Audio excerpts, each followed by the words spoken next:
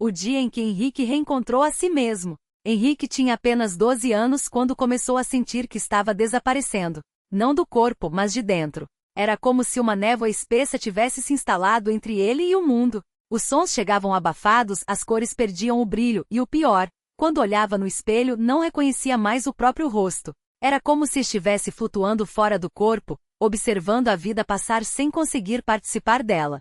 Os médicos chamavam aquilo de despersonalização, um distúrbio raro e angustiante, especialmente para uma criança. Os pais de Henrique, pessoas simples e trabalhadoras, não entendiam o que acontecia com o filho. Levaram-no a psicólogos, neurologistas, até a benzedeiras, desesperados. As crises pioravam à noite. Henrique acordava gritando, suando frio, convencido de que havia morrido e ninguém havia percebido. Os remédios apenas o deixavam sonolento, mas a sensação de vazio permanecia. Até que um dia sua mãe, Dona Maria, ouviu uma irmã da congregação cristã no Brasil falando sobre como Deus cura não só o corpo, mas também a alma. Vamos tentar, meu filho, disse ela, segurando sua mão trêmula. Se os homens não podem te ajudar, Deus pode. Henrique não acreditava muito. Já havia ouvido falar da CCB, daqueles irmãos que se vestiam com simplicidade, que não usavam instrumentos nos cultos, que viviam uma fé pura. Mas ele estava tão cansado de falsas esperanças que mal reagiu quando a mãe o levou, numa tarde de domingo, à pequena sala de reuniões onde os irmãos se congregavam. A primeira coisa que chamou sua atenção foi o silêncio. Não havia banda, não havia palmas, não havia show. Apenas irmãos e irmãs, homens de ternos simples e gravata, mulheres com vestidos modestos e cabelos presos, sentados em cadeiras de madeira enfileiradas. No fundo, um ancião de cabelos brancos e voz serena dirigia a reunião. Eles cantavam hinos à capela, vozes unidas em harmonia, como se cada nota fosse uma oração. Henrique sentou-se ao lado da mãe, encostado na parede, os olhos baixos. Não entendia as letras dos cânticos, mas algo naqueles versos o tocou. Jesus, meu Salvador, a ti venho buscar. Era como se aquelas palavras falassem diretamente ao vazio dentro dele. Quando chegou o momento dos testemunhos, uma irmã se levantou. Era uma senhora magra de mãos calejadas, que contou como Deus a havia livrado de uma doença nos rins. Falava com voz trêmula, mas firme e no final, simplesmente disse, glória a Deus. Os irmãos responderam em coro, glória a Deus. Henrique sentiu um arrepio. Depois veio a pregação. O ancião falava do poder da oração, de como Jesus curava não apenas enfermidades físicas, mas também as feridas da alma. Ele citou o Salmo 34. Perto está o Senhor dos que têm o coração quebrantado. Henrique não sabia explicar, mas aquelas palavras o fizeram chorar. Não eram lágrimas de dor, mas de algo parecido com alívio. Quando o ancião pediu que quem precisasse de oração se levantasse, Dona Maria segurou o filho pelo braço. Vamos, Henrique. Deus está aqui. Ele hesitou, mas se levantou. As pernas tremiam. O ancião o chamou para a frente, colocou a mão em sua cabeça e começou a orar. Não era uma oração longa ou cheia de palavras bonitas. Era simples, direta, como uma conversa com um pai. Senhor, este menino está sofrendo. Tu conheces sua dor. Toca nele, Pai. Faz com que ele sinta a tua presença. Em nome de Jesus. Os irmãos ao redor repetiram, Amém. Henrique fechou os olhos. Não sentiu nada no primeiro segundo. Mas então, como um sopro suave, algo mudou. Era como se uma mão invisível tivesse tirado um peso de seus ombros. A névoa começou a se dissipar. Ele abriu os olhos e olhou para o espelho que havia na parede ao fundo da sala. Pela primeira vez em meses, reconheceu seu próprio rosto. Uma alegria estranha, quase assustadora, encheu seu peito. Ele começou a chorar de novo, mas desta vez era diferente. Era como se tivesse voltado para casa depois de uma longa viagem. Mãe, sussurrou. Eu estou aqui. Eu estou eu de novo. Dona Maria o abraçou forte, chorando também. Nos dias seguintes, Henrique voltou à CCB. Não foi uma cura instantânea no sentido de que nunca mais sentiu um pingo de estranheza, mas a despersonalização já não o dominava. Ele aprendeu a orar, a confiar. Um domingo, depois de algumas semanas, ele se batizou nas águas, como fazem os irmãos da congregação, mergulhando nas mãos do ancião e saindo renovado. Na Santa Ceia, quando partiu o pão e bebeu do cálice pela primeira vez, sentiu uma paz que não vinha de remédios ou de terapias. Vinha de algo maior. Anos depois, já um jovem, Henrique deu seu próprio testemunho numa reunião. Falou daqueles dias escuros, de como achava que nunca mais seria normal. Mas também falou da simplicidade daquele culto, da fé daquele povo, do Deus que não desistiu dele. Eu aprendi que às vezes a gente não precisa de respostas complicadas, disse com a voz firme. Às vezes a gente só precisa se ajoelhar e dizer: Senhor, eu preciso de ti. Porque Ele está perto. Mesmo quando a gente não sente, Ele está. Os irmãos responderam como sempre: glória a Deus. E Henrique sorriu porque agora ele sabia, a maior cura não era se sentir normal outra vez. Era saber que mesmo nas trevas, nunca esteve sozinho. A vida de Henrique mudou depois daquele testemunho. Não que tudo tenha ficado fácil, os desafios ainda vinham, as memórias às vezes doíam, mas agora ele tinha algo que nenhum médico ou psicólogo poderia lhe dar, uma certeza no coração. Aquela mesma paz que sentiu ao tomar o cálice pela primeira vez nunca mais o abandonou.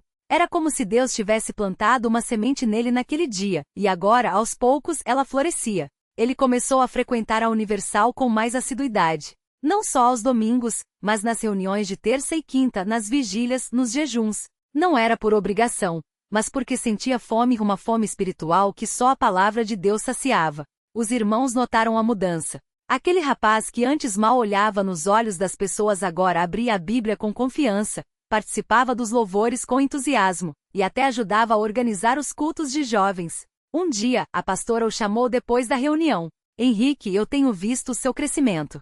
Deus tem um propósito para você. Ele não entendeu direito no começo. Propósito? Ele era só um ex-depressivo, um cara que quase tinha desistido de tudo. Mas a pastora sorriu, como se lesse seus pensamentos. Todo mundo tem uma história, filho, e a sua pode salvar outras vidas. Foi assim que Henrique começou a servir no trabalho de visitação. No início tinha medo. Como ele, que havia passado por tanta luta, poderia ajudar alguém? Mas a pastora o encorajou. Não é você que vai salvar, é Deus. Você só precisa estar disponível. E ele obedeceu. A primeira casa que visitou foi de um senhor chamado Seu João, um homem de quase 70 anos que havia perdido a esposa há pouco tempo. A porta se abriu e Henrique viu um rosto marcado pela dor. Seu João mal falava, apenas assentia enquanto a equipe orava por ele. Mas quando Henrique começou a contar sua própria história, os dias sem esperança, a noite em que quase desistiu, o milagre que encontrou na igreja, os olhos do velho brilharam. Então, o senhor também já esteve no fundo do poço? Perguntou Seu João com a voz trêmula. Estive. Mas Deus me tirou de lá. Na semana seguinte, Seu João estava na igreja. E não veio sozinho. Trouxe o filho, que há anos lutava contra o vício em drogas. Henrique não acreditou quando os viu entrando. A pastora olhou para ele e sussurrou. Isso é colheita, filho. Você plantou uma semente sem nem saber. Com o tempo, Henrique se tornou um obreiro. Não era mais aquele jovem perdido, mas um homem que carregava a marca de um milagre. Ele aprendeu que a cura não era só para ele, era para ser compartilhada.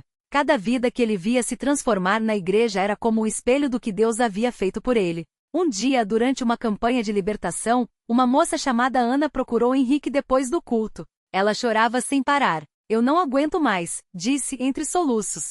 A depressão está me matando. Henrique não ofereceu palavras vazias. Ele se ajoelhou ali mesmo, no meio da igreja, e começou a orar. Não com frases decoradas, mas com a mesma simplicidade de quando ele próprio havia clamado por socorro anos antes. Senhor, esta filha está aqui porque não tem mais forças. Mas o Senhor tem.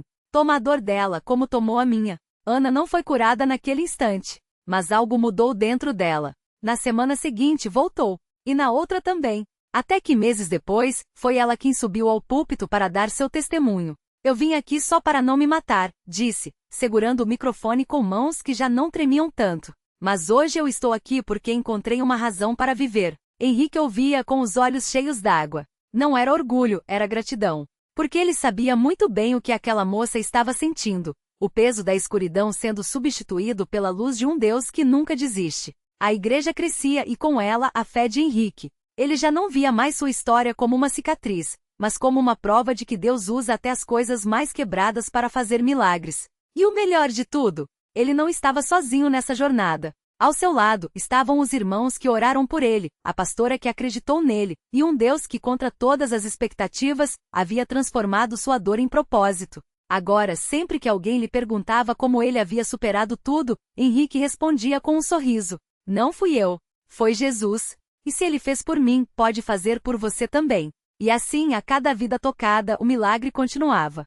Porque na Universal, Henrique não só encontrou a cura, ele aprendeu que a maior bênção não é ser livre do sofrimento, mas ser usado por Deus para libertar outros. E isso sim, era um milagre que nunca acabaria. Um dia, enquanto Henrique ajudava na distribuição de alimentos no projeto social da igreja, uma mulher chamada Marisa se aproximou com os olhos cheios de lágrimas. Ela carregava uma criança nos braços, um menino de 5 anos chamado Lucas, que nasceu com uma doença rara que afetava seus músculos. Os médicos tinham dito que ele nunca andaria e Marisa, já viúva e desempregada, sentia que o mundo tinha desistido dela. Pastor, eu não aguento mais, ela disse, a voz trêmula. Já orei tanto, já pedi tanto, mas parece que Deus não me ouve. Henrique olhou para aquele rosto cansado e reconheceu ali a mesma dor que um dia o havia paralisado. Ele se ajoelhou na frente de Lucas, que sorriu fraco, e colocou a mão na cabeça do menino. Marisa, eu também achei que Deus tinha me abandonado. Mas ele nunca desiste da gente. Às vezes, a resposta demora porque ele está preparando algo maior do que a gente pede. Naquele momento, a pastora que tanto havia orado por Henrique se aproximou e uniu as mãos às deles. Juntas, aquelas 3 pessoas, um ex-viciado, uma mãe desesperada e uma serva de Deus começaram a clamar em fé. Não era uma oração bonita ou cheia de palavras difíceis. Era um grito do coração. Senhor, o Senhor é o Deus dos impossíveis. Os dias passaram, e Marisa continuou frequentando as reuniões, mesmo quando as dúvidas voltavam. Até que, numa tarde de sábado, durante um culto de libertação, algo aconteceu. Lucas, que nunca havia se sustentado sozinho, de repente segurou a mão da mãe e puxou-se para cima. Marisa gritou, e a igreja inteira parou. O menino, com lágrimas nos olhos, deu os primeiros passos trôpegos em direção ao altar, enquanto os irmãos choravam e louvavam. Mãe, eu consigo. Lucas disse, e aquelas palavras foram como um raio de luz na escuridão. Marisa caiu de joelhos, não de desespero, mas de gratidão. E Henrique, que testemunhava tudo aquilo, sentiu o coração arder. Era exatamente assim que Deus trabalhava, usando um homem quebrado para mostrar a uma mãe que a esperança ainda existia. Você viu, Henrique? Marisa perguntou depois, abraçando-o forte. Deus ouviu. Ele sempre ouve, Marisa. Henrique respondeu com a voz embargada. Às vezes, ele só espera a gente confiar nele até o fim. E assim, o ciclo do milagre se repetia. Henrique, que fora salvo das drogas, agora via Deus usando suas mãos para erguer outros. A igreja não era só um lugar de cura, era um exército de pessoas que, como ele, haviam sido transformadas e agora carregavam a mesma missão. Provar que, onde o homem diz é impossível, Deus responde, para mim, tudo é possível. E o melhor, essa história não era só de Henrique nem só de Marisa. Era de todos que, como eles, um dia entraram na Universal quebrados e saíram com um propósito. Porque milagre não é só o que Deus faz por nós, é o que Ele faz através de nós. E isso ninguém poderia parar. Naquela mesma noite, enquanto Henrique e Marisa ainda se abraçavam no corredor da igreja, uma mulher chamada Ana observava tudo de longe, com os olhos cheios de lágrimas. Ela tinha chegado ali arrasada depois de receber a notícia de que seu filho, Lucas, de apenas 12 anos, estava com um tumor cerebral inoperável. Os médicos haviam dito que não havia mais nada a fazer, que era só questão de tempo. Ana já não aguentava mais ouvir não tem jeito. Ela tinha vindo à Universal como último recurso, arrastada por uma vizinha que insistia, lá, Deus faz o que a medicina não pode. Mas no fundo, ela ainda duvidava. Até ver Henrique, aquele homem que ela conhecia da rua, sempre drogado, agora de pé, firme, com um sorriso que só quem foi libertado de verdade consegue ter. Quando o pastor chamou para a oração, Ana se jogou no chão, chorando como nunca. Não eram lágrimas de tristeza, eram de desespero misturado com uma pequena faísca de esperança. Ela gritou, Senhor, se o Senhor curou esse homem, cura o meu filho. Eu não aguento enterrar meu filho, Deus. Não aguento. As mãos do pastor se apoiaram em sua cabeça, e a oração veio com autoridade. Em nome de Jesus, esse tumor some agora. A ciência diz que não tem cura, mas Deus diz que já está curado. Ana sentiu algo estranho no peito, como se uma paz invadisse seu corpo, mesmo no meio da dor. 3 dias depois, Ana voltou à igreja com Lucas. O menino, antes pálido e fraco, corria pelos corredores rindo. Os exames mostravam o impossível. O tumor havia sumido. Os médicos não tinham explicação. Mas Ana tinha. Ela seguiu Henrique até o fundo do templo e, sem dizer nada, mostrou os papéis para ele. Henrique leu, olhou para Lucas e então para Ana com os olhos brilhando. Você viu? Deus não muda. Ontem foi eu, hoje é o seu filho. Amanhã será outro, e outro, e outro. E assim a cadeia de milagres continuava. Cada vida transformada se tornava um testemunho vivo, uma prova de que a fé não era teoria, era realidade.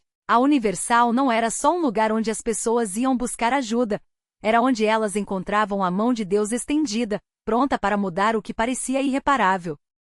E o mais lindo era ver que, depois de receberem seus milagres, ninguém saía dali do mesmo jeito. Henrique, que antes roubava para sustentar o vício, agora trabalhava honestamente e levava outros viciados para a igreja. Marisa, que quase desistiu da vida, agora cantava no coral, seu sorriso iluminando o templo. Ana e Lucas se tornaram voluntários, ajudando outras mães que chegavam desesperadas com filhos doentes. Porque milagre não é só o momento em que Deus age, é o que vem depois. É a vida que se reconstrói, o propósito que nasce, a fé que se multiplica. E na Universal, isso não era exceção. Era regra. Todo domingo novas histórias chegavam. Todo domingo, Deus provava que não havia caso perdido para ele. E assim, entre lágrimas de gratidão e gritos de vitória, a igreja seguia de portas abertas, não só para quem acreditava, mas para quem ainda precisava ver que sim, Deus está vivo, e que ele ainda faz o que nenhum homem pode fazer. Naquele mesmo domingo, enquanto os louvores ecoavam pelas paredes do templo, uma mulher chamada Clara entrou com os olhos inchados de tanto chorar. Ela carregava no colo o filho de 5 anos, Davi, que há 3 anos não falava uma palavra sequer. Médicos haviam diagnosticado autismo severo e disseram que ele nunca teria uma vida normal. Ele nunca vai chamar você de mãe, foi a frase que mais doeu em seu coração. Mas Clara não aceitou. Se Deus curava cegos e paralíticos na Bíblia, por que não curaria seu filho? Ela já tinha ido a vários lugares, gastado tudo o que tinha em terapias e remédios, mas nada adiantara. Até que uma vizinha, que também tinha sido curada de uma depressão profunda na Universal, a convidou: vem, Clara. Lá eles oram com fé. Lá, Deus ouve. No início, ela resistiu. Já tentei de tudo, dizia.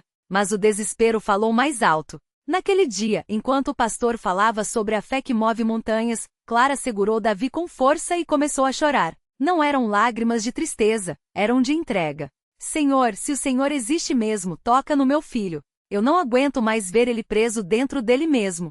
O pastor, ao ver aquela cena, chamou os obreiros. Eles impuseram as mãos sobre a cabeça de Davi e começaram a orar com autoridade. Em nome de Jesus, espíritos de mutez, saiam agora. Deus está restaurando a voz deste menino. De repente, Davi mexeu a cabeça, como se algo tivesse despertado. Clara sentiu seu corpo tremer. Então, bem baixo, quase um sussurro, saiu da boca dele uma palavra que ela nunca pensou que ouviria: mãe. Clara congelou. Será que tinha imaginado? Mas então, mais alto, com uma voz clara e doce, Davi repetiu: mamãe. O templo inteiro parou. Alguns começaram a chorar, outros a louvar. Clara caiu de joelhos, abraçando o filho, enquanto ele, pela primeira vez, olhava nos seus olhos e sorria. Não foi só a voz que voltou. Nos dias seguintes, Davi começou a interagir, a brincar, a responder quando chamavam. Os médicos ficaram estarrecidos. Isso não tem explicação científica, disseram. Mas Clara sabia a explicação: era Deus. Era a mesma fé que tinha tirado Marisa das drogas, que tinha curado o filho de Ana, que tinha transformado a vida de Lucas. Era o poder de uma igreja que não desistia de ninguém. Davi não só falou como começou a frequentar a escola, a fazer amigos, a viver como qualquer criança. Clara, que antes vivia trancada em casa com vergonha do olhar dos outros, agora testificava todos os domingos: se Deus fez isso por mim, Ele pode fazer por você também, dizia com Davi ao seu lado, sorrindo e acenando para a congregação. E assim, como um rio que não para de correr, os milagres continuavam. Uma senhora com câncer em estágio terminal recebeu o diagnóstico de remissão inexplicável. Um jovem que chegará em uma cadeira de rodas depois de um acidente se levantou e caminhou sozinho até o altar. Um casal que estava à beira do divórcio renovou os votos depois de uma oração de reconciliação. Cada vida transformada era uma prova de que onde a medicina dizia não tem jeito, onde a sociedade dizia é tarde demais, onde o desespero gritava acabou, Deus falava mais alto: eu ainda estou aqui. E a Universal seguia de portas abertas, não como um lugar de religião fria, mas como um hospital das almas, onde o impossível se tornava possível. Porque ali, entre pessoas comuns que acreditavam em um Deus extraordinário, o sobrenatural acontecia não como exceção, mas como rotina. E quem entrava com dor, saía com esperança. Quem chegava quebrado, ia embora restaurado. Quem pensava que estava sozinho, descobria que nunca esteve. Porque milagre não é só o que Deus faz. É o que Ele continua fazendo, todos os dias, na vida de quem o busca de verdade. O último suspiro da esperança. Era uma tarde de sábado quando Maria, Uma mãe de mãos calejadas pela luta, entrou pela última vez na Universal. Seu filho, Lucas, de 19 anos, estava em coma há 3 meses após um acidente. Os médicos haviam desligado os aparelhos naquela manhã, dizendo que seu cérebro já não respondia. É só questão de horas, repetiram frios. Mas Maria não aceitou. Ela seguiu o conselho de uma vizinha: leve a foto dele para a igreja. Deus ainda faz milagres. Com a imagem do filho no peito, ela se ajoelhou no altar. Não havia palavras bonitas, apenas lágrimas e um grito silencioso: Senhor, se o Senhor não intervir, eu não aguento. A igreja inteira orou com ela. E então, algo inesperado aconteceu. Enquanto as mãos se uniam em fé, o telefone de Maria tocou. Era o hospital. Sua mãe está aqui? Perguntou Lucas com a voz rouca do outro lado da linha. Eu acordei. Os médicos, atônitos, não tinham explicação. Os exames mostravam atividade cerebral normal. Isso não é possível, murmuraram. Mas ali estava ele, vivo, falando, respirando sem ajuda. O impossível havia se tornado real. A reflexão que fica: milagres não são apenas curas instantâneas ou soluções mágicas. São provas de que, quando tudo parece perdido, Deus escreve o final da história com suas próprias mãos. Lucas não só acordou. Ele voltou com um propósito. Hoje é voluntário no mesmo hospital onde foi descartado, levando esperança a famílias que, como a sua, ouviram um não dos homens, mas um sim de Deus. A lição que transforma. A vida nos ensina que, às vezes, o maior milagre não é mudar as circunstâncias, mas nos fazer enxergar que, mesmo no escuro, há uma luz guiando nossos passos. A Universal não era apenas um prédio, era um lembrete: Deus não abandonou você. Ele está nos detalhes que você ainda não viu, nas respostas que você ainda não ouviu, nas portas que você ainda não bateu. E assim, entre lágrimas de gratidão e sorrisos de quem redescobriu a fé, a história de Lucas se tornou mais um capítulo de um livro que nunca se fecha. O livro dos milagres que Deus insiste em escrever, todos os dias, para quem não desiste de acreditar. Porque fé não é esperar pelo milagre, é saber que enquanto houver Deus, sempre haverá um.